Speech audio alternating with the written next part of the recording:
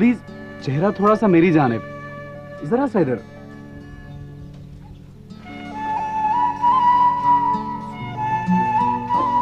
देखिए आप रो क्यों रही हैं? कमाल है। पकड़े। आई एम सॉरी सलमान साहब, मैं आपकी कोई मदद नहीं कर सकती, ये मेरे बस का काम नहीं है। क्यों, क्या हुआ? आप रो क्यों रही हैं? क्या मैंने कुछ कहा है आपसे? I am sorry. आप तो मुझसे ज्यादा पढ़े लिखे हैं सलमान साहब, आपको तो इल्म होगा कि इंसान कब रोता है। सच, मैंने कभी सोचा नहीं। आंसू तो उसी की आंख में आते हैं सलमान साहब जो मजबूर होता है, ताकतवर तो कभी नहीं रोता।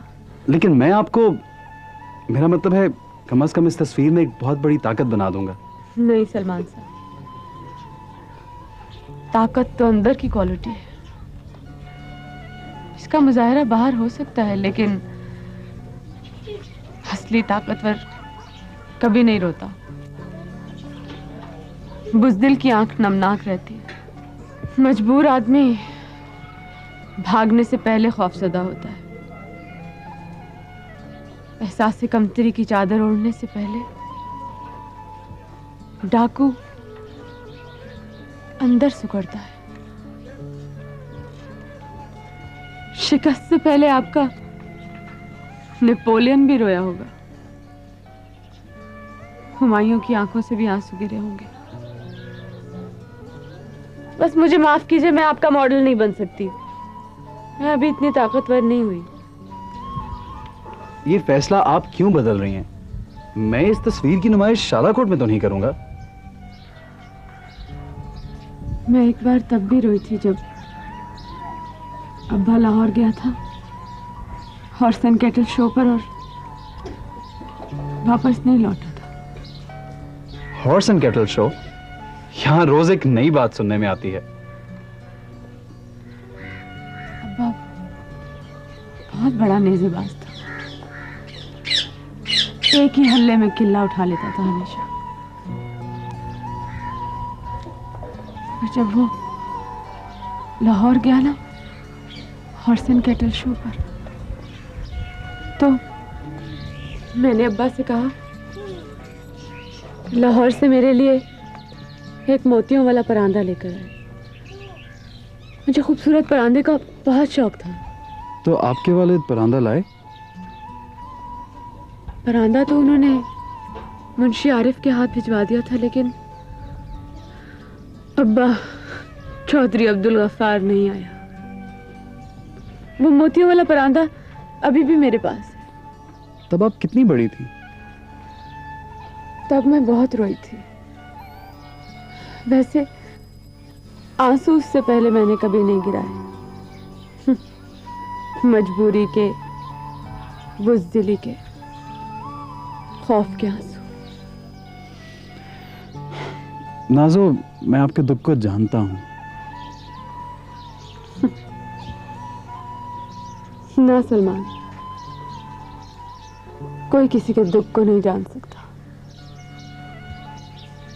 दुख तो एक मोमबत्ती है, खतरा खतरा जलती है एक ऐसे ताक पर जिसके सामने शीशा है। शीशे पर आंसुओं की झलार उतरती है, मोमबत्ती नजर नहीं आती किसी को। तुम तो शायर हो नाज़ो। दूसरी बार मैं उस वक्त रोई जब शादाब भैया रियाद जाने लगा। मैं शादाब मिल्क सप्लाई चलाना नहीं चाहती थी, जमीनों पर ट्रैक्टर चलाने के लायक नहीं थी सलमान। लेकिन शादाब का मुस्तकबिल डॉक्टरी था। उसने मुझसे ये नहीं पूछा कि मैं क्या चाहती हूँ। उस वक्त मैं एक ख्वाब की हिरासत में थी, काले घोड़े के ताक़ुब में। शादाब भैया सब कुछ छोड़ छाड़ के भाग गया।